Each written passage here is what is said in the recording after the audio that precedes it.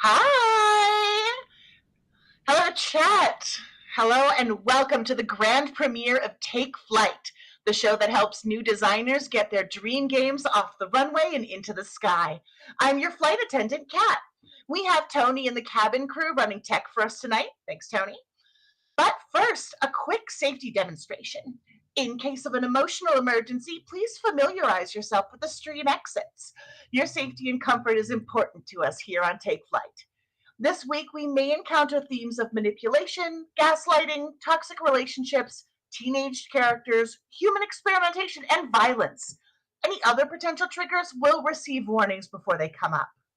And now it is my great pleasure to introduce you to our crew for this episode. Our pilot today is the award-winning game master of Prayers in the Static and Tales Yet Told, the unbeatable AP mastermind, the literal actual toast of New Jersey, and your very first pilot, the unbeatable Kendo. Say hello. Say hello to the people, Kendo. Kendo. Kendo's overcome with emotion. The toast of New Jersey. You're the literal toast of New Jersey. I was there, monsieur. Okay, And all right. also, Hi. the current loser of a current game of intro one-upsmanship between us. Oh, okay. All right. Oh, Hello, that's everybody. horrible. My name is Kendrick or Kendo, whichever you prefer. I use they, he pronouns. You can find me everywhere on the internet at Kendo Makes Films. Or everywhere on the internet that matters. If you can't find me there, it's probably not that important. I, as Kat said, am the host of Tales Yet Told, and its primary game master for now. And you can find that on Twitter, Instagram, Tumblr, Blue Sky, whatever, at Tales Yet Told. Similarly, if Tales Yet Told isn't there, we're not there. It's not us, you know? And you can listen to that wherever you get your podcasts. It's pretty good. We're getting close to the end of our second season, and it's people like throwing curveballs at me, and I'm pretty good at hitting them back. But where the ball lands is a little questionable. Absolutely not. I won't. Yeah. I'm your pilot for today. Yes, Kendo is our pilot, and in the co-pilot seat, we have Rae Najati of Sword Queen Games, a trans and queer designer from the Philippines, known for games like Balikbayan, Returning Home, Cozy Town, Our Haunt, Apocalypse Keys, and more. Rae, in this intro, you did not mention Take My Revolution. Please answer for that, please. Right. To be honest, I have about 50 games on itch, and that's why I cannot recommend them all. This is true. I have a slight problem. Not a problem at all when it's you. Not a problem at all. But yeah, I am so stoked to be here. I'm happy to be The first co-pilot, along with Oh, Kendo, our first pilot. I'm determined to be a very good himbo co-pilot. I'll be there making muscles in beautiful. That's what we the want. seat. That's Yeah, what we yeah. need. That's the energy. So, if you have not been familiarized already with Take Flight, our goal here is to help an emerging or expanding designer work on their work in progress with expert advice and answers to their questions. So, now the time has come. Hey, Kendo, could you Yeah. please tell us all about the game you're working on, please? Yeah, so the game that I'm working on is called Lacrimus Ex Machina, or Tears from the Machine. Mm-hmm. It is an intimate sci-fi mech drama tabletop RPG about young pilots burdened with the weight of the world, expressing themselves in the only way the world will tolerate, in a giant robot. I feel like I Very did. cool. I feel You, like I Very did all oh right. no, You you were did talking good. about You how did you great. were worried about the pitch. That was a very good pitch. Very It cool. was a very See, good Yeah. for pitch. something Yeah. I just Yeah. I wrote love right it. now, I feel like that was okay. You did Cool, not cool. have to tell them that. Hey, no. You see, that was the Sweetheart. humble brag because it's better if I only just did it and didn't spend hours. This is absolutely. I am so excited for this game ever since you first told me about it. I am absolutely over the moon to be talking about this today. So, our next phase, we're going to spend a little time playing Ask the Pilot. So, Ray and I, and you in chat, are going to ask for more information about Lacrimus Ex Machina. Lacrimae? Did you go with plural? Yes, yeah. It's Lacrimus. Yeah, that's what I.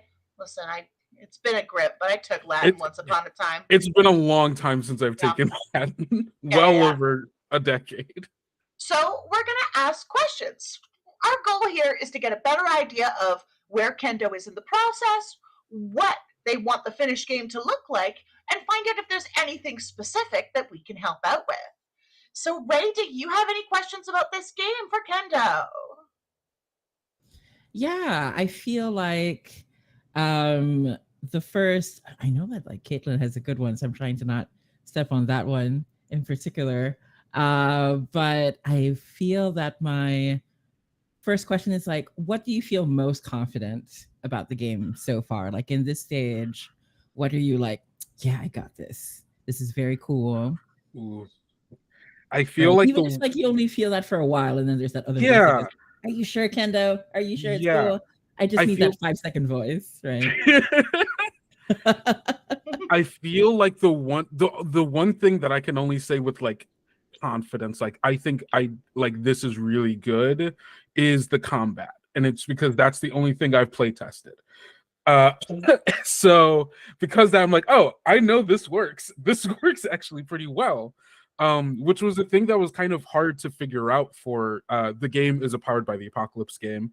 And it is primarily a 1v1 game.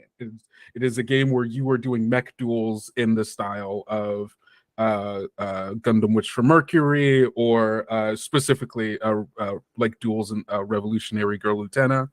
It's primarily 1v1, so that made it very easy, but it also, I wanted to be able to make sure that it had the balance of like narrative flair that I feel like PBTA has, with also like slightly more crunchy, like a numbers game almost, where so the way that combat works in the game is that for every duel, the first to five, there are three win conditions: getting 5 duel points, uh, having your opponent either take 5 conditions, um, or destroying all of your other enemies' mech parts. Those are 3 win conditions. And there are like 4 different duel moves that you can take. One is like for attacking, one is for like backing up and like defending, one is for showing off, and then sorry, there are 3 dual moves. I was wrong. Oh no, 4. The other one is to interrupt someone else's move. And then every turn you get to choose one of those actions or one of your other moves. And they have various effects on like getting dual points, doing damage, so on and so forth. Choices that you get in the typical like 10 plus 7 to 9 6 minus style. And then at the end of the turn, you do a dual points move that can either allow you to get more points, give some other bonus or to yourself, or like a negative to someone else for whatever roll is next. So it has like this fun kind of like very simple like number strategy that can be easy to master. And it also allows for the way in which you build your mech. You can give different parts different tags, which also have various effects. So you get to customize a mech, which is, I think, the main thing people want out of a mech game, is they want to build the mech of their dreams, while also allowing for like, if you really like game math, which is I'm one of those freaks who do, for like, oh yeah, I just need, okay, I need this bonus, I can do this, I can move this here, do this move, and like do the chess game of what move I need to do in what order. I find that it's actually very fun to do based off of the play tests I've done of it. And it also doesn't last that long. Like everything that we've done has been like a 20 to 30-minute match, which feels good, at least for me, for being able to like have a complete conflict that has like a narrative like arc of it, while also not taking an entire session to get through it. Nice. Yes, you're absolutely speaking my language when it comes to being a bit of a power gamer. So I'm right here. You can be a power gamer if that's what you want. Kendo. I love it. So I have a question now. Kat has a question for you now. As the flight attendant. First of all, chat is absolutely bananas at the mention of the M word. Oh yeah, come on everybody. You Who doesn't love said mechs, and chat is completely eating out of the palm of your hand. So that's, see, big robots. Who doesn't like big robots? Who doesn't? There's a whole song about how much I and you and chicks dig giant robots. Yeah. But what aspect of the game do you feel like you could use Rae's help with? I think just like reaction. Yeah, right. I mean, I'm here for you. Thank you. I feel like the biggest issue that I'm running into right now is finding a way to digest all of my thoughts on how I think the game should be run, and writing that in a way that makes sense, which I think I can do once I can figure out, how to digest it. Because I mean, like I said, I've only ever run combat, and I feel like once I get through playtesting, I'll figure it out. But I guess I'm also trying to figure out what is the best way to run this game, especially because unlike a lot of RPGs, it is not a game that runs in a party, right? Everybody is not on the same team. They will more often than not be thrown against each other and have to fight each other. And like kind of because of the setting, most people won't be in the exact same room at all times, right? So it's a very different kind of game that like, it's a kind of game that I'm used to running because I'm a weirdo and I've run games where people are most of the time not together. But it is, I don't know, trying to figure out a way to digest my own process and like form it in a way that makes sense to other people, I guess. Oh. Yeah. So I know exactly what you mean. That's definitely, so I have like a 2-part answer to that, right? And I'm going to try to keep it relatively short. But of course, please feel free to ask me to clarify anything. So the first one is that if you're making a game for like the general public, right? The biggest thing is you're always going to have to think, how do I run this game? How do other people run games in general, right? Like with Apocalypse Keys, when I was working on that, the way I run Apocalypse Keys is how I run any game in which I do no prep. And as a GM, when I speak, I say a sentence and I'm like, I hope to God that by the end of this sentence something comes together.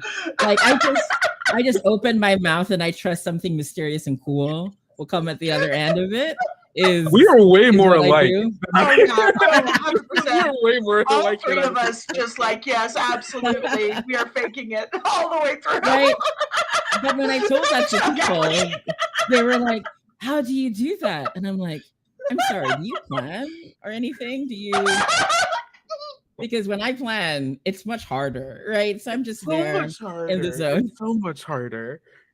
Right. So with that in mind, with Apocalypse Keys, I've built several tools to mechanize like how I run the game. And so it became so playtesting was really important in not only trying to make sense of how I run the game, but also seeing how other people respond and how they describe the game, how they describe how I run it. And so it became easier and easier to like mechanize those aspects. And usually with PBTA, you only need like the smallest of tools, right? You don't need anything huge. You just need like these guiding posts. Like, Yeah. because here in the Philippines, when we give directions, we don't give complete directions. We just go like, oh yeah, it's we just point with our lips. It's over there. Just go. Because the idea is in the Philippines, you're supposed to go walk a bit until the next person tells you where to go. So no one gives you the straight like full path. Oh. So I was also trying to do the Apocalypse Keys. I don't need to line out the exact thing. I just need to put in signposts every so often. So I would think about how to mechanize those signposts, mechanize those themes, right? That's one thing. And in conjunction with that, the second part is I always try to think about the minimum and maximum experience of a game, right? Yeah. And so the minimum is if this is someone who runs the game who is not familiar with PBTA, right? Not familiar with the system, not familiar with the genre, not familiar with the touchstones, like complete, just interested, like, big robots, what are they called? Mecha, interesting concept, right? Like this completely new versus all the way on the other side, the maximum experience of, I know Utena, I know Gundam, I know Witch from Mercury. Like I understand these themes. It comes to me naturally, and I fully comprehend what this game is trying to tell me. Right. So that's the maximum experience. So when I keep those two in mind, it becomes easier to like move towards the middle, right? So you have tools and guidance towards the maximum, but you have tools that will catch the players and the GM for the minimum. And it's very easy to do that in PBTA because it's there in how you build in the triggers, it's there in how you build in the options and how things move from moment to moment in the narrative. So it's much easier and like powered by the Apocalypse compared to, let's say, a more open system where you don't necessarily have triggers and you just have skills, for example, right? It's a lot harder to build in that specific minimum experience. So, for example, with Apocalypse Keys, the maximum experience is Guillermo del Toro's Hellboy with emotions up to 100 with huge anime explosions. But the minimum is Ghost Rider with Nicolas Cage in it, right? Like, I just need you to be able to, there's barely a mystery, but there's some emotion. Yeah. It's, it's that's the minimum Apocalypse Keys experience. If you can at least get Nicolas Cage Ghost Rider, we're good. You are still having a good time, right? And as long as they're having a good time, that's all that matters, right? So the minimum and maximum experience is going to become easier to like figure out as you play test, but it's just definitely something to keep in mind that I apply to like all my games, basically, to hard code, right? Like those themes and that intention that you have. That makes a lot of sense. That's a wisdom. Yeah. That's such a wisdom. We have got a question from Sir Heckalot here in chat. There are quite a few different settings where mecha stories are often set. What do you think is the ideal setting for your game is? And I want mostly for you to talk about this a lot, please. I will. Okay, so the game is set at what is called the Academy. It's very Utena Killer. It's that, right? But part of the mechanics for session 0 is built into the game as like a hard mechanic because there's a lot of setup for this game because it is, I mean, a character creation, but also it's a political mecha drama. So there is people have to make their benefactors and their mechs, and people are going to want to find a way to tie all of these things together. And so session 0 is just a hard mechanized. You need to have it if you want to, if for I guess the maximum experience for this game. And in that session 0 there is a portion where people will essentially start answering questions with each other, similar to like the world building in like Thirsty Sword Lesbians or Kids on Bikes or the Kids on X series of stuff, where you just start answering questions, and that will slowly build out a little bit of the world, but primarily what the academy is. Because the setting of the academy is this is the place where all of your students go. All of your characters are students at this academy where they learn the various different things of how to be a mech pilot, how to do business, essentially being here to be groomed into being like the next generation of war profiteers and war criminals. And part of that setting, design is both answering questions about the academy, but people making their benefactors, the people who are spending the money so that they can go here and have the resources to do what they want. And the benefactors and the creation of the benefactors and like who they are in the world and like the tie-in with the academy and all of the other characters builds a lot of the foundation for what your game is going to be, what your characters are going to care about, because it is their history and the only reason why they are here. But the academy also, it's not just the place that they go to school, it is also the place in which they get the most agency, because while they are here, they can do anything they want, despite there are expectations that people have for you. And if you don't do those things, eventually someone is going to get upset and they will remove you from school. But there are ways to either fight against that, get ahead of that, or try to find other ways to, express your own agency, which is what most of the playbooks are about. Are you are in a position that isn't great, where people have expectations for you and are restricting your agency in some ways, and then trying to do. I've fully moved on. I've taken a left turn somewhere. The setting for the game is a school that you will make, and the game will also have skills that you can use that I am planning on actually taking from the playtest game that I will be doing. And of course, crediting all the people who, were a part of that as helping having written that. Yeah, of course. But yeah, I think and like a lot of I'm using for a lot of the little bits of world building that people do both in their playbooks as making their characters and their benefactors in the making of the academy. I use a lot of tags for things. It's just for this game, it's become my default, like, oh man, I need someone to customize something, give it a tag. Just list of tags, choose them. It is what it is. Keep it to classic.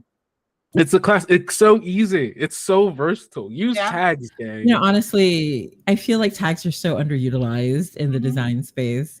They're so good. Like almost every playbook has tags. Everything has tags. Everyone's choosing just some adjectives to throw into things, and that just tells you what it is.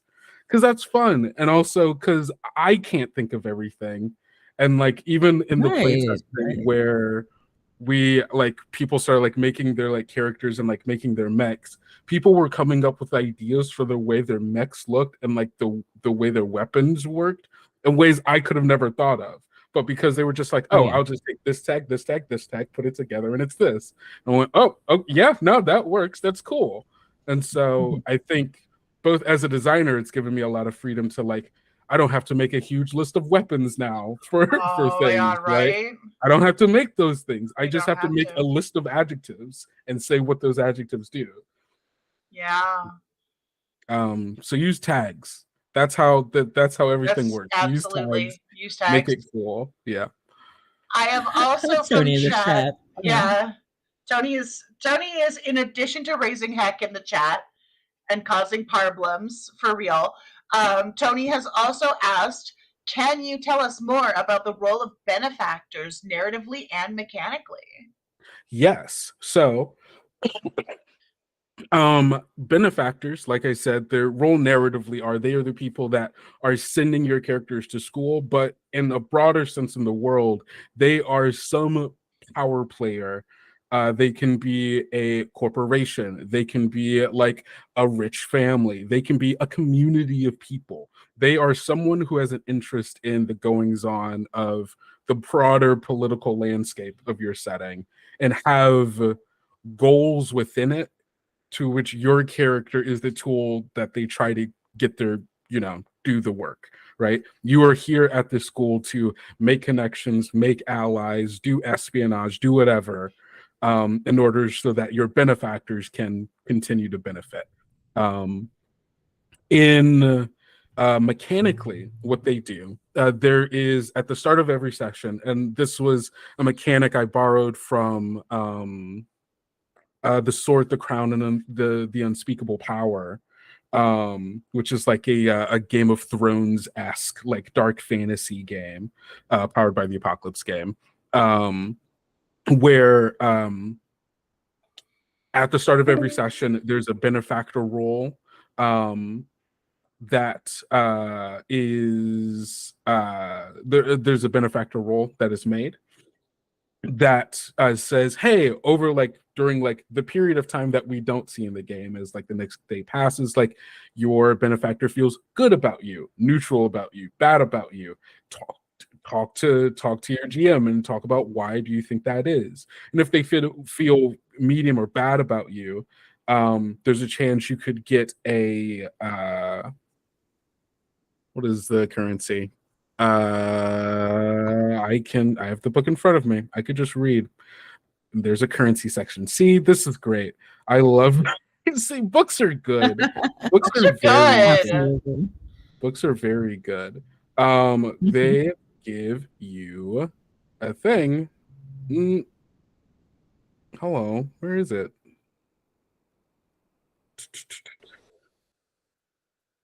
Hello?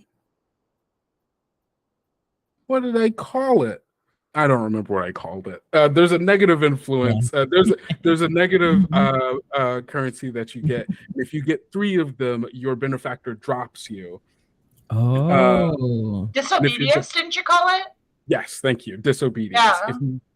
If you get 3 disobedience, your benefactor will drop you, and you have until the end of the next session that you play to find a new benefactor or have your benefactor take you back, or your character has to drop out of the school and you have to make a new one, tantamount to death. Wow. Very cool. Yeah. And like that's not necessarily like a bad thing either, right? Because your student is no longer like bound by the expectations of a corporation or someone else, right? And so there's a lot of really mixed feelings about, I think there's a lot to the core of the game that is wrapped up in disobedience and benefactors, where playing the game doesn't always feel great because the game is pushing you in the direction of do things that you don't want to do, that someone else wants you to do, rather than something you want to do yourself. And as long as you keep going to school here and if you don't crack the egg, you will die before you were born. And if you just stay at Cat. Did you just there's this chick me on my own show? There's this chick, There's this right? chick. If the chick doesn't break out of the egg, it will die before it's born. Oh my god. I just had the worst thought, Kendo, though. What if we're the chick? Okay, but what is that? Is the Earth our shell? Oh, and if we don't break it, like, then what happens to us, Kendo? I think we die before we get a chance to be born. Oh, we gotta break that thing, man. You We gotta gotta break break that thing. Going to school sucks. Going to the school sucks. Being under the benefactor sucks. But being at the school is also the only way in which many characters will reach their goals. So they will tend to do things that they don't want to do because they want to be here. And the game is kind of like questioning, okay, how far does that go? Like, how far will you go to either keep doing this thing, or will you try to change the system so you can still get what you want, but also not have to do with it? It's a lot of that. Yeah. And that is like the main like role of the benefactors. The benefactors also have like resources so they can get you things. And the kinds of resources and the amount of power your benefactor has is based on their influence rating. And their influence rating goes up and down, generally based on things that you were doing. It is not so much it is depending on your kind of benefactor and how you want to view it. Their influence isn't their entire like amount of resources they have. It's more so these are the resources that they are willing to give to this specific project, or this specific thing. And it goes from -3 to +3.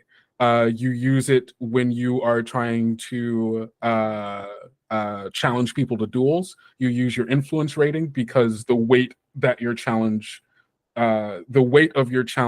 matters more if your station and your benefactor matters more. Also the amount of stuff that you can get from your benefactor, or the different types of things that you can get from your benefactor, goes from 1 to 3 based on the positive influence that they have. And so do good at school, do good at duels, do what they want, and their influence will stay high. But it will also probably mean that you will have to do a lot of things that either you don't care about or you don't want to do, because you were doing what your boss said instead. Okay. I have a lot of feelings about labor that I'm slowly unraveling as I have to explain the game. Oh, isn't that just absolutely the story? Chat, I love you. You're all perfect. I didn't mean it when I told one or several of you to shut up earlier. That was a joke. Ha ha ha ha.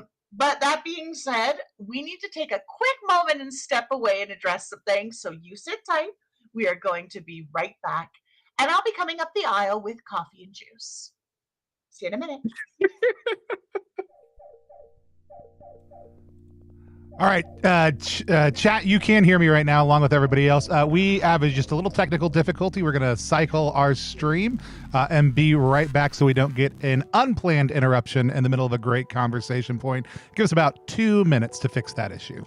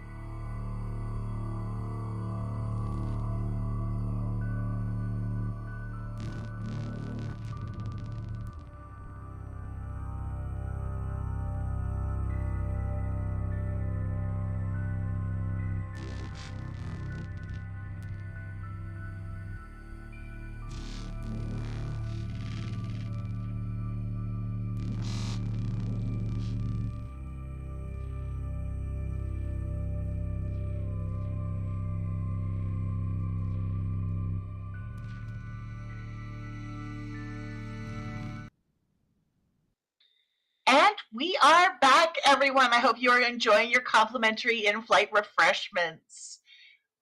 I have got another question from chat for Kendo. Ooh. Kendo, talking about maximum minimum experiences, what entices a less experienced or more cautious player to be a little naughty and strike out for themselves? This is from Kathleen. Ooh, I guess what in the game mechanically would entice less experienced players to want to break the mold? Yeah, Yeah, because from because what there's I'm this hearing, built-in. Yeah. Oh, sorry. Go ahead, Kat. no. Well, I mean, you're the expert we have on here. You're our guest, so please, Ray, I insist. No, I was just gonna say that's a really good question that's brought up because players will often hedge their bets and play it safe, right? And so as designer and GM, and then so technically you'd be like, okay, well, it's the GM's role to like push, right? But how can you as a designer like support the GM, right? Yeah. Yeah, in doing that. Mm-hmm. I think that I think one of the ways that the game kind of eventually like moves in that like when you start taking advancements, of all of the advancements, there starts becoming, the list. After you take 5 advancements, you can take from this list. And on this new list, there are 3 options that are not in the upper ones, which is you can switch to a new playbook, you can drop out, or you can found a startup. Founding a startup is essentially you get to make your own. You get to create an organization that becomes your new benefactor and can also potentially be the benefactor of others as well, if they are willing to join you in whatever venture. Because there are a finite amount of advancements, there becomes a point where you kind of have to make a choice, right? I would say that the game does not, and I do not, as a designer, want to put people in a way where they feel like they have to strike out for themselves, right? I think that is a question that ultimately like each individual will come up with, right? But mechanically, if you were to play this game for a long enough period of time, you will either continue to switch out through new playbooks, or you will make a decision and either found a startup in which the only way to have any upward mobility is creating your own system to do whatever, or leave the system, right? Right. I will. Oh, sorry. Go ahead, Kat. Sorry, as someone who knows the playbooks in this game, that's very funny to me. Someone just cycling through all of them and just being like, it would be wild. I guess it's my turn to be the Rose Bride. I haven't done anything else. I've done everything else, rather. But yeah. Right, yeah. please. Yeah, but I was gonna say people will do that. Like I ran masks. Like we ran this campaign for about 2 years, and I had a player who was unwilling to let go of certain things, and so he cycled through 6 playbooks. That's wild. So people will do that, right? Yeah. It was a lot. It was a lot. So like went from the ball to the doom to it was crazy. It was absolutely like wild. A wild story narrative. That's incredible. It is. Yeah. So just temporarily doomed. Yeah. So even though like I really love the idea of the advance, I will say like players will wriggle their way out of it. So like and this is one of the strengths of PBTA, right? Is that you can write the game in a way in the triggers and in the moves and in what's available to them and how they operate within the world. I mean, you can do things that are not in the moves, of course. Powered by Apocalypse doesn't mean like your character can only do what's in the moves. But by codifying it in the moves, it becomes this like inescapable aspect. So for example, people were like, oh, what if people don't want to become a harbinger, right? In Apocalypse Keys, what if they want to play it safe, be the good little monster, follow what Division asked them to do, behave, right? Which is the natural safe tendency for newer players, especially. But the thing is, the way that Apocalypse Keys pushes people towards becoming the harbinger is that the swinging mechanic of like trying to hit the sweet spot of 8 to 10, because unlike other PBTA games, right? If you go too high, it's bad. Like you go Yeah. too far and you can't hold back the monster within you. And if you Yeah. miss, you miss. So bad things also happen, which is why all the misses are written out in Apocalypse Keys, because the bad stuff is inescapable. And so you keep trying to hit the 8 to 10. And at first people are like, I can do it. I can hit the 8 to 10. But after a while, you realize how hard it is and you feel the mounting pressure. And so in Apocalypse Keys, the ruin moves are there because they say, you don't have to roll. You just have to mark ruin and you get what you want. You don't have to play by the rules, is what those particular moves do. So if you like subconsciously tempt the players into, I can make it easier for you if you just do the bad thing to get what you want. It's not so bad. Maybe it's worth the price to get what you want. Maybe you can show the world what it means to. Really so the good. Harbinger way is to be like, maybe this world deserves to burn. Maybe you should set it on fire. Right? Is kind of so. If I'm understanding you right, what you're proposing then is make tailored solutions for risk-averse players that are actually pushing them toward a riskier narrative playstyle. Right. Just to sort of like this is just easier if you just do it, right? So like clever. Just take a taste, and then once they taste it, and they can keep doing it, right? Like I've seen some of the most risk-averse players being like, no, I'm just gonna do it, and then you're like, and then this monster is gonna come, right? This harbinger that you're up against, like takes your boyfriend, right, and is going to tear them apart, and you're like, no, I'm gonna waken the monster inside. I'm not gonna roll. You get your hands off my boyfriend, right? And then everyone watches them become a monster, and you're like, okay, that was very cool, but now we're all extra afraid of you, right? That happened with Tony. That happened with Sherry specifically in our game, and Sherry is like very good at like usually being very tactical. So, but yeah, so that's something to consider, right? Is where are you pushing the players, and how can you have that work out on a thematic level, but also on a meta level at the same time, right? Understanding how players think, and also like having that sync with what's going on in the narrative. Yeah, that's really interesting. Now I'm afraid to add another move to this game, but I might just like, I think that's fascinating. I think because like I really love the idea of the temptation of like, but I would have to figure out like what does that look like for this world? Is it just like if you decide like not to do something that someone has asked of you, because there's already a reject your obligations roll, which you make whenever you don't do your thing. Would it be allowing? What would that be like? I mean, as somebody who's read it, you could tangle something that up in roses. Yeah, because like there is or like blushies, right? Because there's a blushing mechanic. Yeah, there's always the and I think I've actually changed the blush mechanic since time. Yeah, because originally the blush mechanic was a lot more like the thirsty sword lesbians one word, like, oh, when someone like makes you feel this certain way, you could take this, which I liked.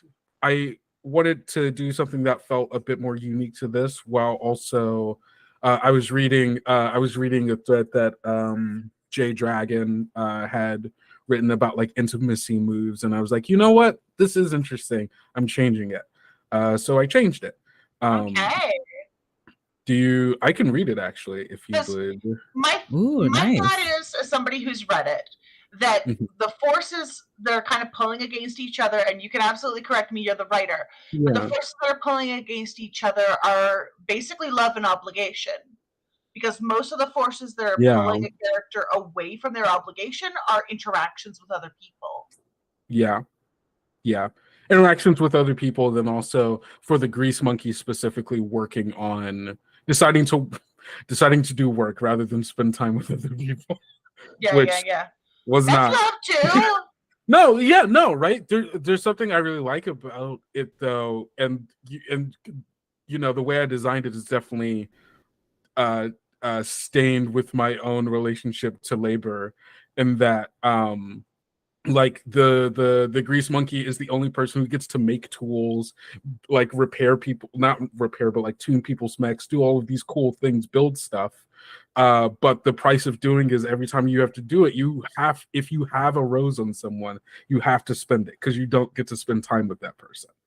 Um, Oh, uh, sad. be, Yeah. and it's like, yeah, and again, that's fully my own experience with labor, and like my hyper fixation with like putting myself in a project and then being like, oh, I haven't talked to people. There are people that I was supposed to be talking to and interacting with during this time. Um, Oh, and actually, I, Ben, yeah, Kendo, I hate to interrupt you, but you've given me no, you're another good. question that I need to on ramp onto immediately, or I'll die. Yeah, So please don't let me die. Please don't allow me to be killed in this fashion. I won't let you. You have written the playbooks for this game. They are beautiful. They are wonderful. They're my favorite thing about it. So I would love to ask you the dual-ended question, the big old fork, Mhm. which is, which class are you most confident in, and which class are you most concerned about? Playbook. Yeah. This is a Ooh. pivot tip. Playbook. Ooh. Oh, though I do Yeah. want to say before we get into that excellent question, did you want to read out the move to us? The Yeah. I can read out. Yeah. Yeah.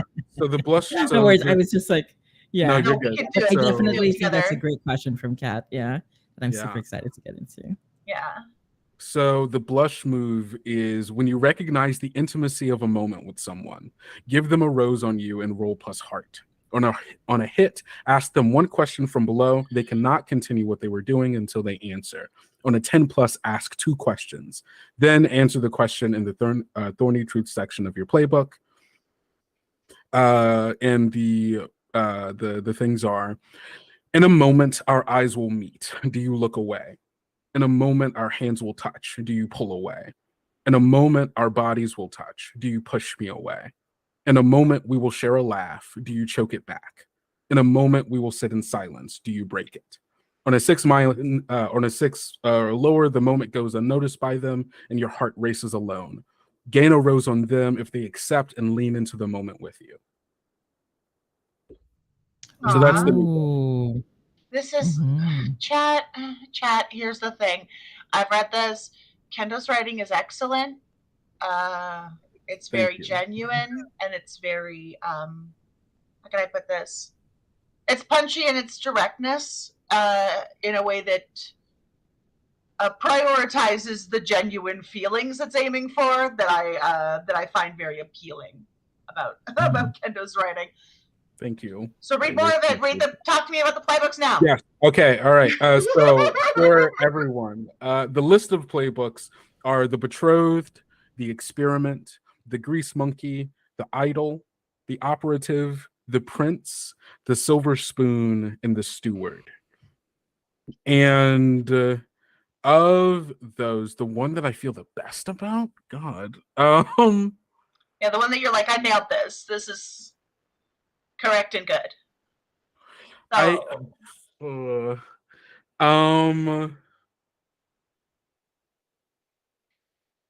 I think the Silver Spoon. I think the Silver Spoon is the one that I feel like it's either the Prince or the Silver Spoon. I feel really good about both of them. You should. The Silver Spoon is the playbook that deals the most. You were playing a rich student. You're playing a rich kid. Your parents have all the money, all of your resources, all of your status comes from your relationship to your benefactor, who doesn't necessarily have to be your parents. As a base, like the most like core part of them is their move Inner Circle. Your access to power and connections has garnered you the favor and adoration of other students, some more than others. These devoted followers stick close to you and follow your every beck and call. You have a number of followers equal to your benefactor's influence with a minimum of 0. And so as your benefactor's influence fluctuates, so will like this is like your rich kid who has like a gang of people who they use to bully people and like do things for them.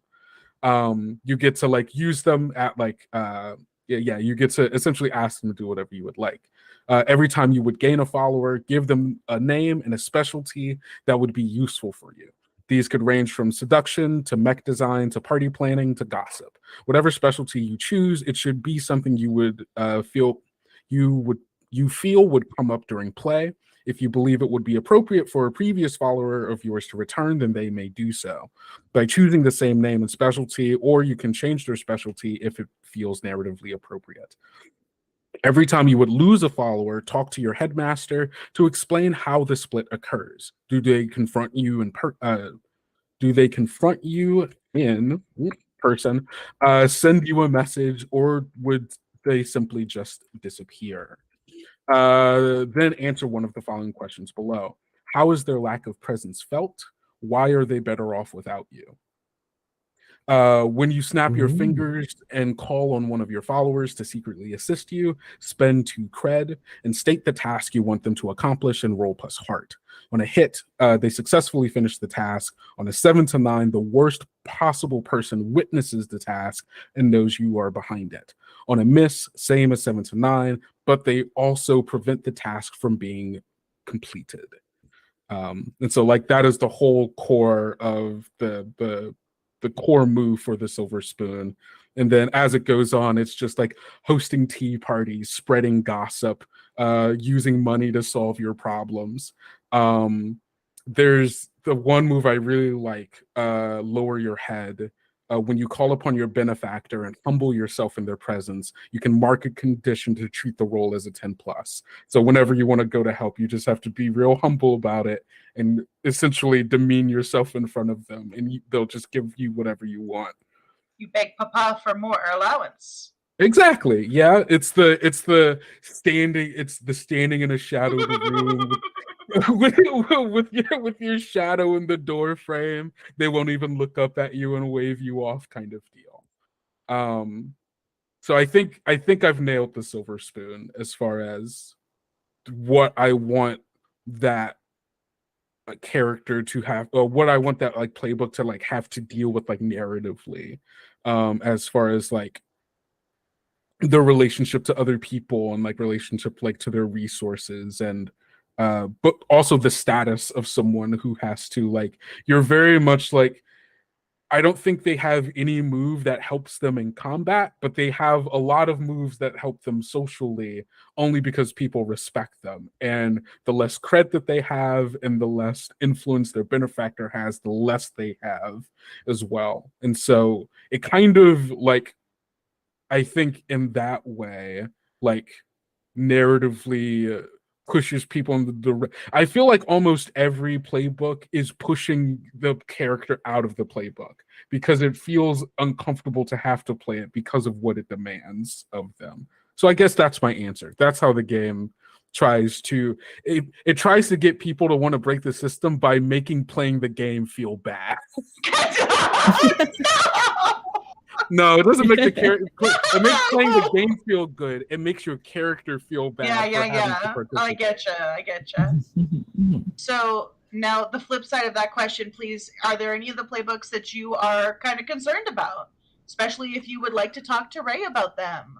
Yeah, I mean, the biggest one that I'm not afraid of. I guess the biggest one that I'm worried about is the betrothed.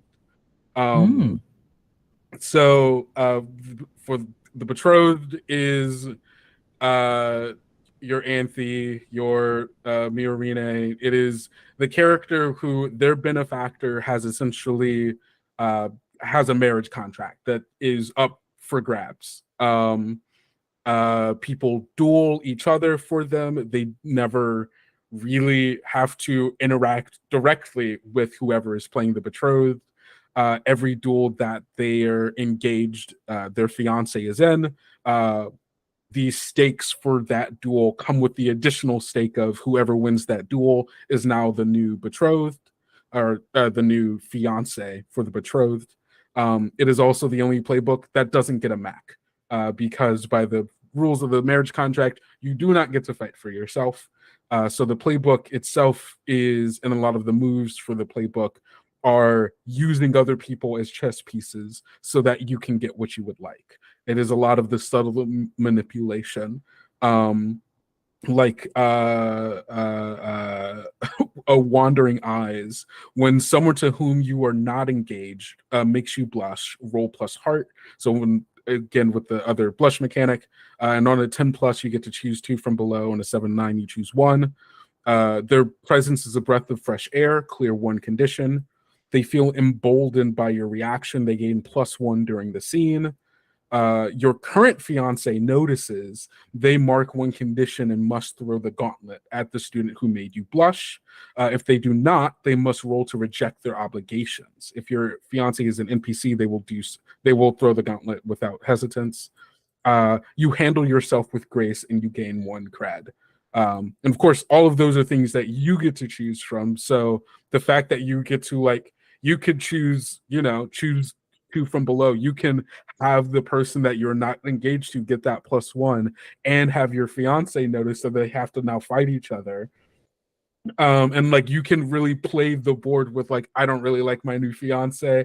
I'm not really feeling that. I'm going to try to get what I want out of this. Or if you do like your fiance, helping them do whatever they need to do. It's very much a playbook about finding alternative, non-direct ways of maintaining your agency and trying to claim your freedom, which is a kind of politics that I like, and strategy that I like playing in a game.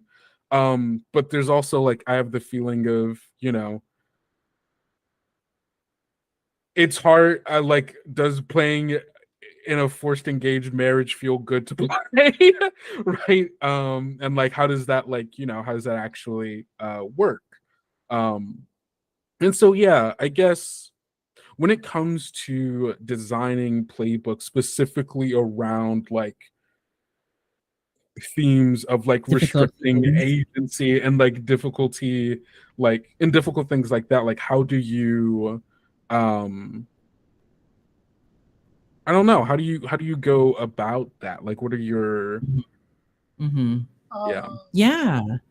So basically, number one, it's how I present the playbooks in terms. That's why in Apocalypse Keys, it was very important that we have content notes and content warnings for each of the playbooks, because most of the playbooks go very hard on certain themes, right?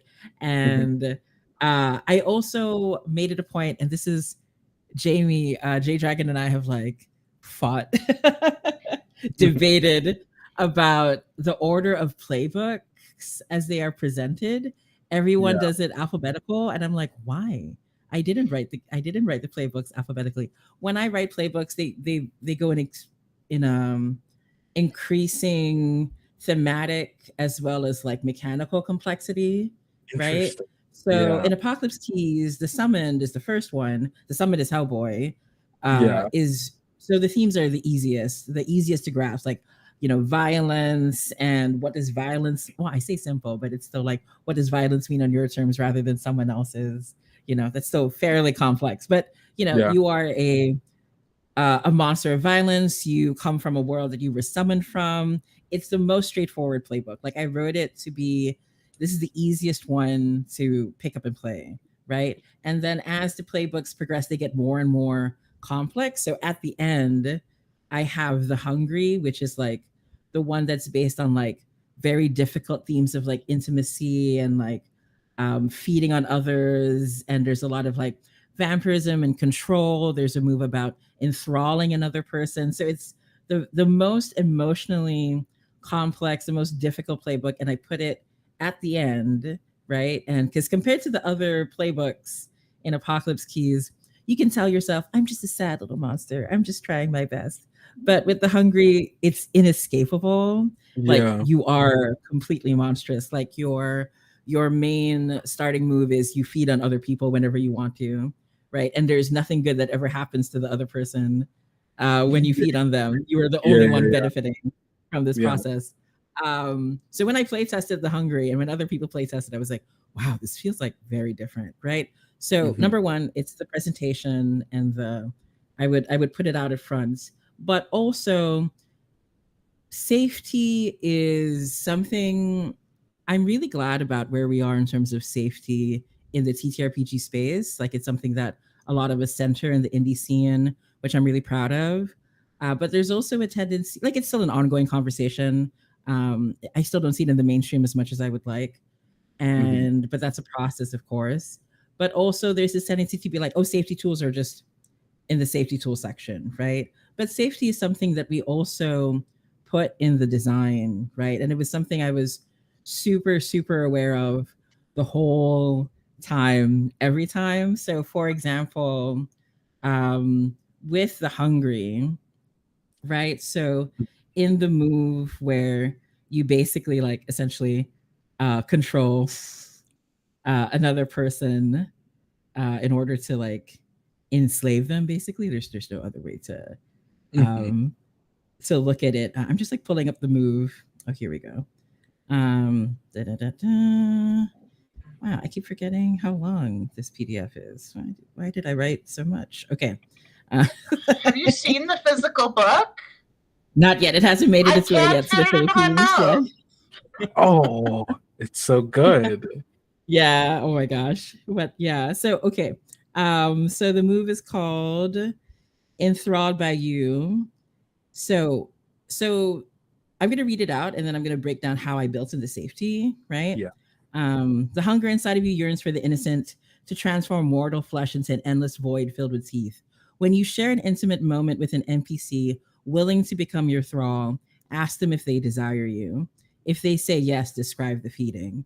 So there are like several safety points. Yeah. The first is share an intimate moment. So the hungry has to like build that up first, right? What that intimacy is. And the whole playbook is about intimacy. And then the second one is an NPC willing to become your thrall. So you can't force it on one, which also creates these like emotional issues. Why would someone be willing to go through this? Are you okay with taking advantage of them? But anyway, and then the next one is you still ask them if they desire you, right? So even if they're willing, there's still that, right? So this is the idea of consent is consent is still an active thing, like whether or not, you know, they want to be enthralled by you, they still desire it in this moment. And then if they say yes, describe the feeding, I put that in to give both the hungry and the GM time to like mentally prepare for how this moment will go. Yeah. And then so like, and then in the options, I put there on an 8 to 10, which is the success one, right? The full success. They feed on you in turn, and the hunger within you infects them slowly, leaving you euphoric. So the first option is they are beautiful and perfect, unlike you. And then so you write it out. And the second one is they're haunted and terrifying, just like you. So I built in these difficult moves, in these difficult moments, there's always like moments of reflection. Like, what does this mean to you? What is happening here? Like, let's pause and take a break. So I purposely slow down the momentum of the move. So there's time for everyone to fully realize, like, man, I am such a shit. Why am I like this? Right? You know,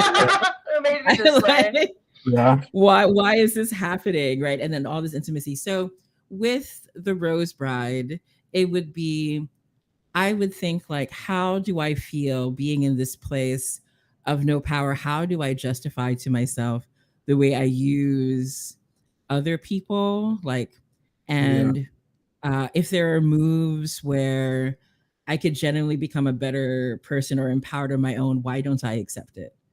Right? Why do I choose to remain powerless then in this space? Right? So like, I mean, this is just one of the possibilities.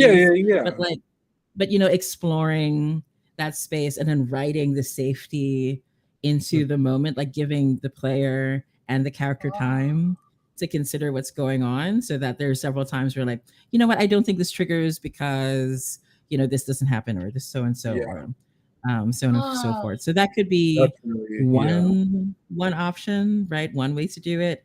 But basically, because like, you know, if we're gonna be honest, like Apocalypse Keys is like all the playbooks are just like really, really monstrous, but they're also connected to uh being human, right? Like the humanity and the vulnerability behind that monstrosity. So I really wanted people to like enjoy like acting out and being horrible monsters, but always coming back to like an emotional, vulnerable core over and over again, right? So it could be the same for you, where it's like we are in this horrible world. Our benefactors and the adults are forcing us to act in certain ways.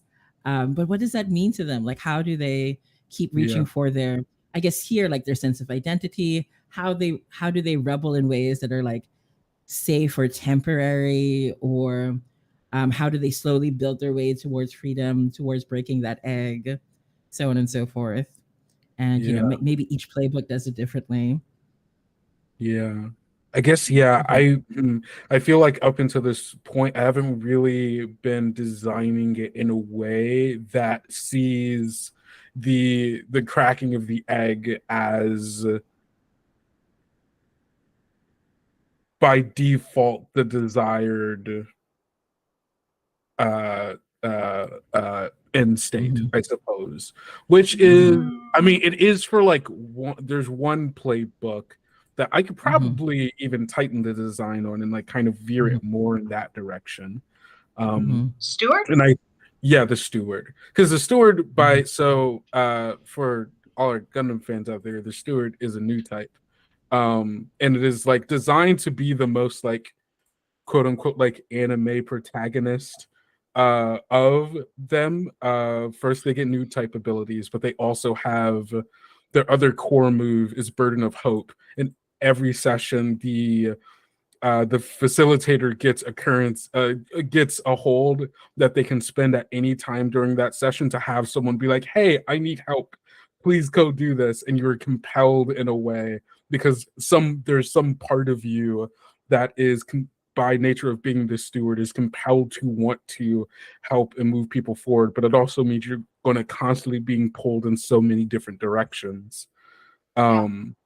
But even I feel like the game by default sees dropping out of school as the best end game of have your character leave. Stay in school, kids. No, but like, it's also designed in a way where like, if you do stay in school and you can play this game, it'll be fun. If you can find a way to either live in the system or, build your own space, building your own space in it is the best way that it sees as far as cracking the shell, right? Or at least making it like the initial crack in the shell. It is easier to found an organization if other people are helping you do so, because they can help spend currency to make that happen.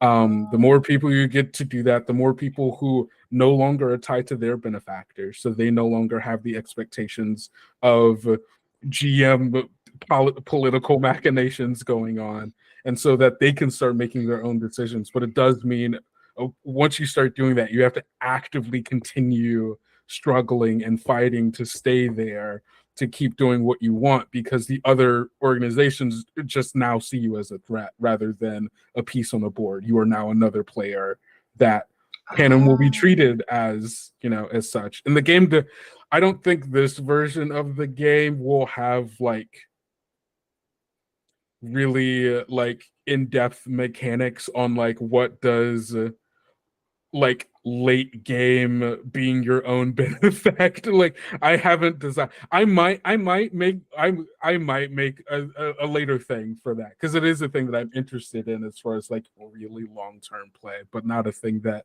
I think this specific thing is interested in. So, but I think. Go ahead, Kat. I have got one more question for Kendo, and then I would love to turn the tables and have Kendo ask Ray a couple things, because we've got about 20 minutes or so. Okay.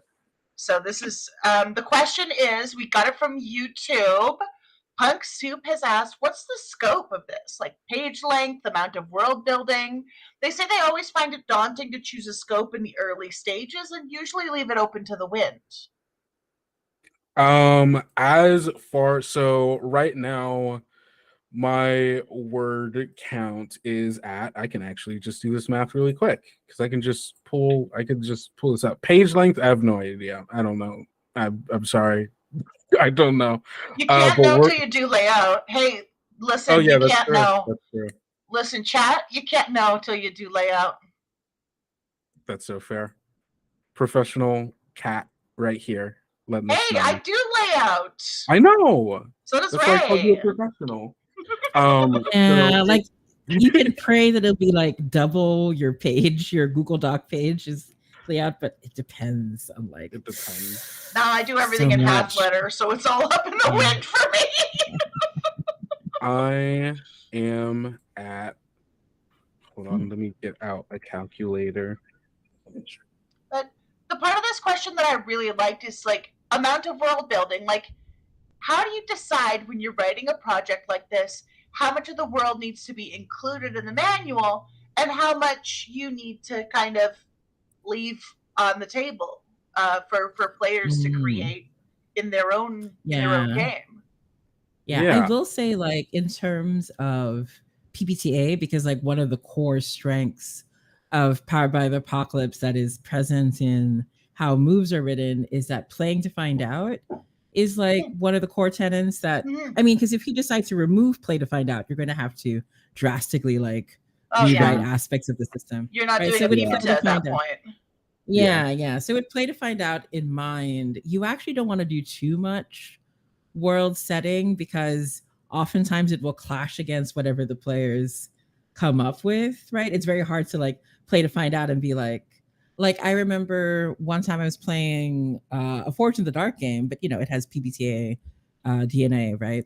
And the GM asked me, so what are you wearing? And it's like, oh, well, I'm wearing a mask. And, you know, and then after I go through all the trouble of picking from the options and like, you know, describing it, he says, well, in this world, people aren't allowed to wear masks unless they're nobles. So, you know, like it completely negated what I came up with. And I was like, okay, so why did we... why'd you make me do this? If you were going to say no. Versus if it were a PBTA game where we play to find out, it could be like, you know, the GM could ask, no one else here is wearing a mask. Why are you wearing one? Right? Could be, you know, what does that communicate to the crowd? So I would personally say rather than world setting and world building, it's more like those signposts again, like those pick lists, those evocative points, like things that players can choose and build off of and interpret as they like, right? And it depends how you want to make room for that. That's why there are pick lists and everything. I deserve. Please make choices that I will invalidate, says Tony. I'm like, I think even my if you're face doing froze. I was on stream at that time, and I like my face your froze. Stream, my God, because like here's the thing, like there's even in that particular situation, the correct answer to that is okay. In this world, only nobles are allowed to wear masks. Why are you wearing one? Yeah, right. Like, how are you my getting away with it? My character's impersonating one. Like, there are ways to handle. This is the APGM in me. Sorry, Cat's stepping up now. This is the APGM in me that is just like there are ways out of the conflict. There's so many different ways that still validate the player's choices that don't kind of hold up a big red stop sign. That's listen, Kendo, sweetheart, you do not have to write a game that every GM will run perfectly. Hey, I have no plans to do that. I have no plans to do that. It's frustrating to me. Yeah. Right. So what word count were we looking at? Yeah. Oh, we are currently at 19,744 words. Okay. That is without the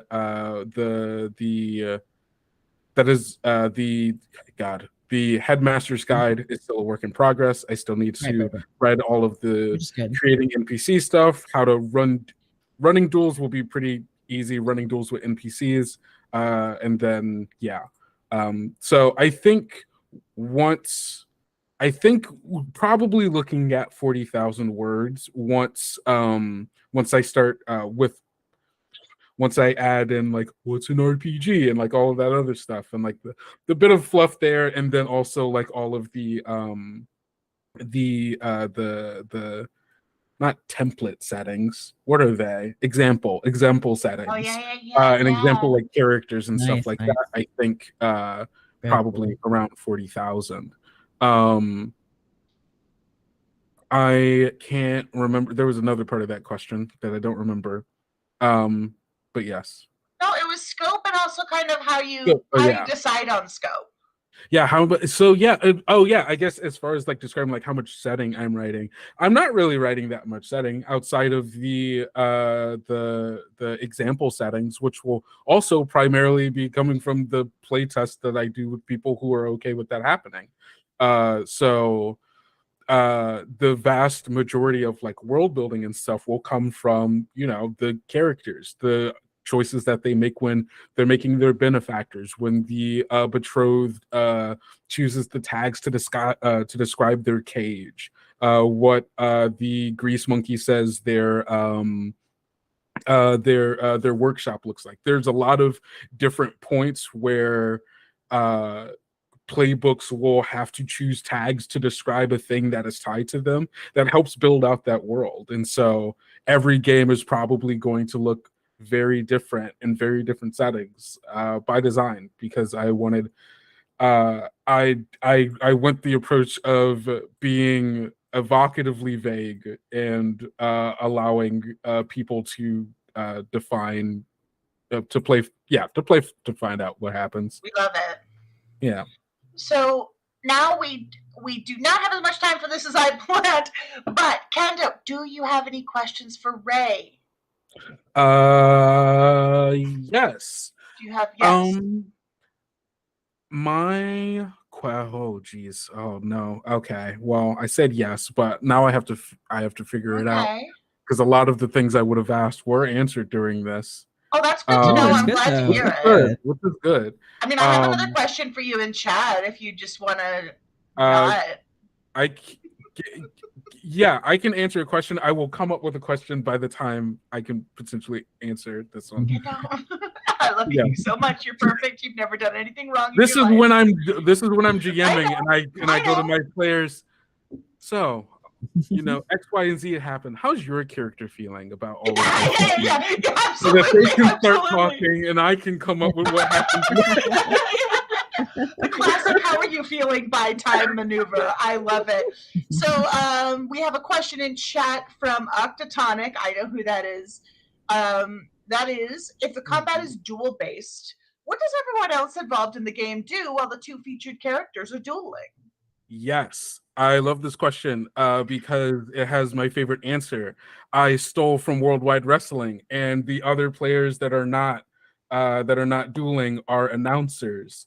Oh yeah, that was so fun in Worldwide Wrestling. Where they act as announcers for the fight, and they have the ability to put people over. So once per duel, they get to let someone have a 10+ on a roll by just describing the thing that they did as really cool. So it gives the players ability to, you know, do stuff while, you know, things are happening. Also, during duels, people can still spend like roses. Like there are things that like the duel is typically happening at a secluded place. So if like as things are going around, and like generally I feel like I would probably have a player tell me beforehand that like, hey, I want to be doing something as this duel is happening. If there's like a good like dramatic time for that to happen, let me know so I can do a thing that might change, like be cool or whatever. Like I would probably allow that as well, just because, you know, I don't want there to feel like there's any particular point in time where people don't have the, you know, or any session where people are like, hey, I didn't get this much spotlight because this like duel went on a little longer, so on and so forth. And I think with duels lasting about 30 minutes, and of course I'll figure out if that's actually true through more playtesting. But I feel like there isn't a huge worry of any particular. I mean, I guess this depends on who's running the game and what that table's like. I know I am so bad at pacing. I'm so bad when it comes to pacing. I need to just start telling players, hey, shh, it's time. It's time. This scene can end, and we can go to the next. Can't shush them.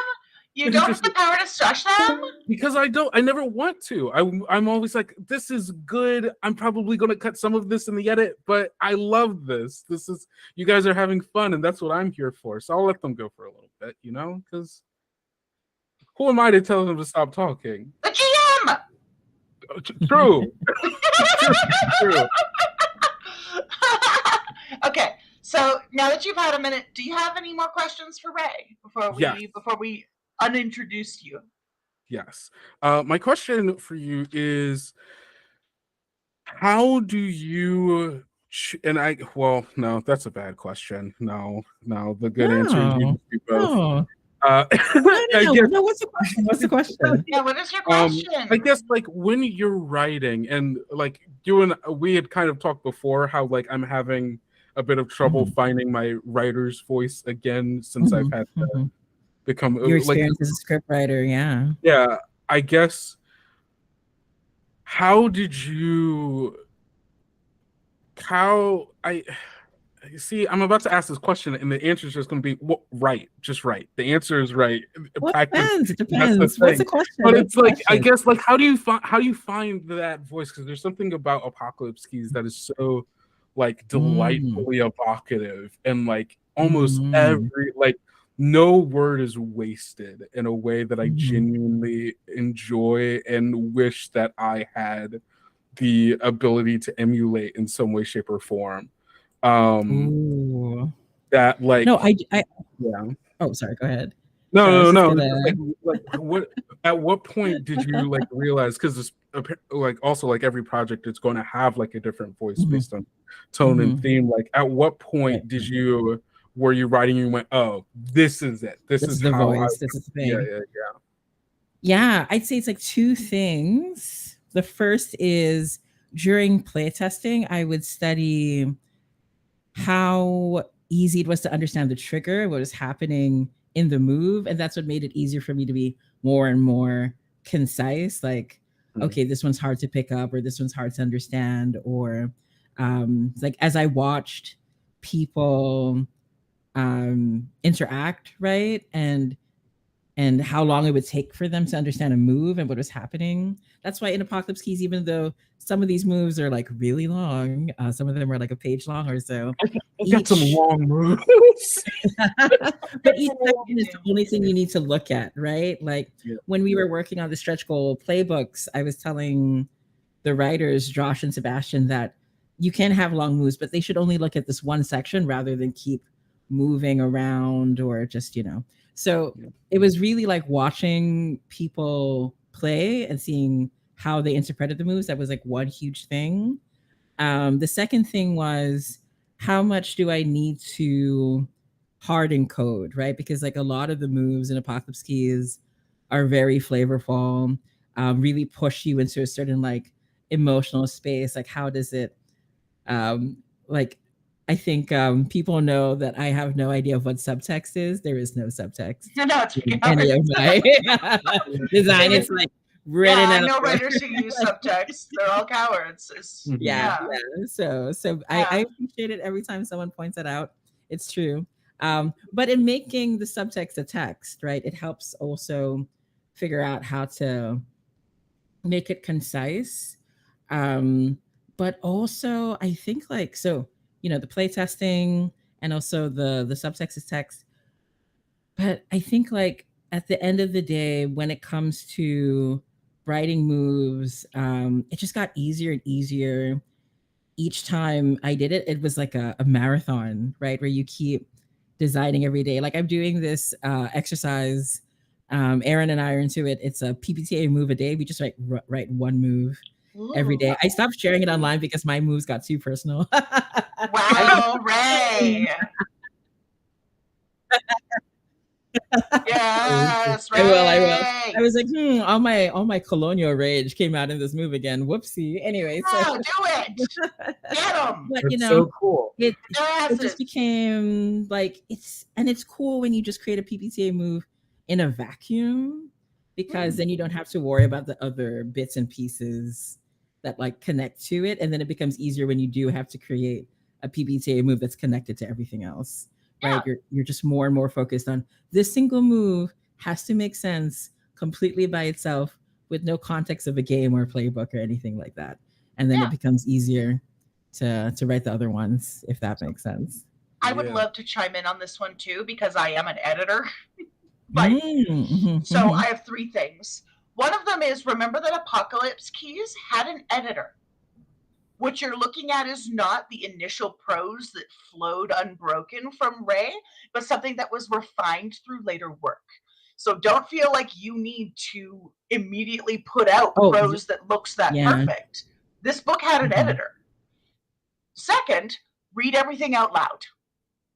Read everything you write out loud. Listen to how it sounds. Listen to how it feels. And the third is that genuinely I like your writing. I think that you're doing yourself a disservice by comparing yourself to something else, because I genuinely feel like your writing is very strong, and that it's easy for you not to see that because you're the one doing it. And I get it. I'm the same way, but yeah. Though I will say, like, Jen Martin did an amazing job as editor, but I was surprised with how little she touched the moves. I was like, oh, this is really, because Fred Hicks, I love you, Fred. Thank you so much for laying out how long the moves are in Apocalypse Keys. I know you side-eyed me a lot, Fred. I love you. But because he's also the CEO at Eva Hat. But anyway, so like Fred was side-eyeing me and being like, Jen, can we shorten some of these moves? And Jen ended up being in my corner being like, this move length is fine. Like it's fine. Thank you, Jen. But yeah, it's still important to remember that like Apocalypse Keys is like a group effort. I had so many people helping me, right? There are proofreaders and editors, and actually the most important, I feel, and this is something I know that not everybody can afford, because we're indie people living in the society. But if you could work out an exchange, like favors or something, dev editing is like a huge deal, because like dev editing versus like copy editing are like 2 different things.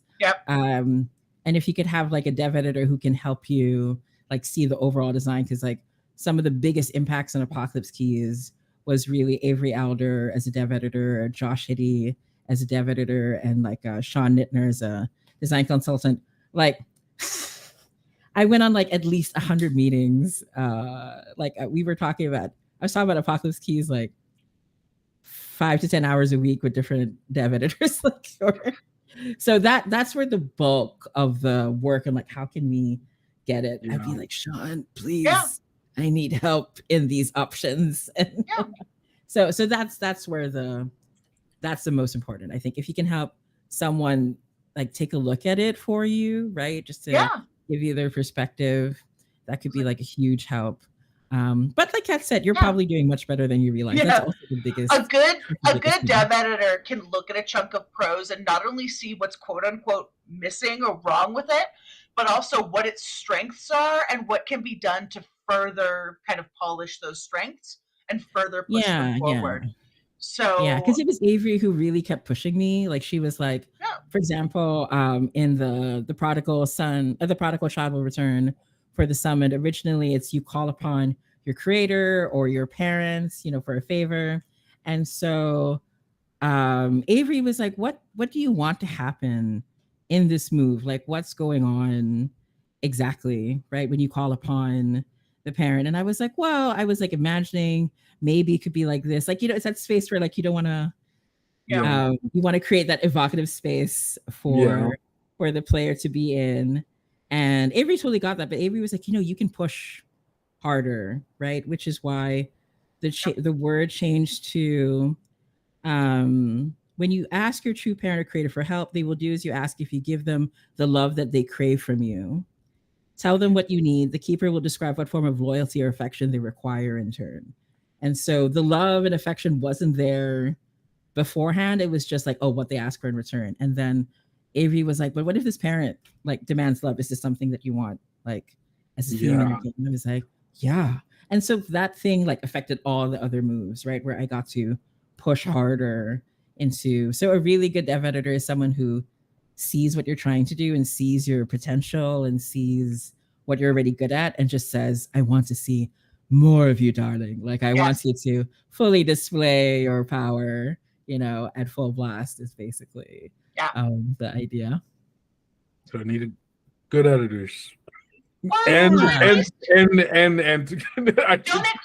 don't expect your first draft to look like a professionally edited manuscript. Yeah. No, I mean, because Don't Apocalypse Keys expect went through it. so much refinement. Like Yeah. at this early stage, I wouldn't worry about it because, like, as you play test, it'll just get easier and easier to refine the moves and refine the writing because you're still finding the voice of the game anyway. Yeah. Like the way that you're talking about it with me, I can see like you have a super strong foundation, but you're still thinking about like the long arc of the game, like what happens beyond like 4 to 6 sessions, or is it just 4 to 6 sessions? So when those questions are answered, it'll be easier to like refine things.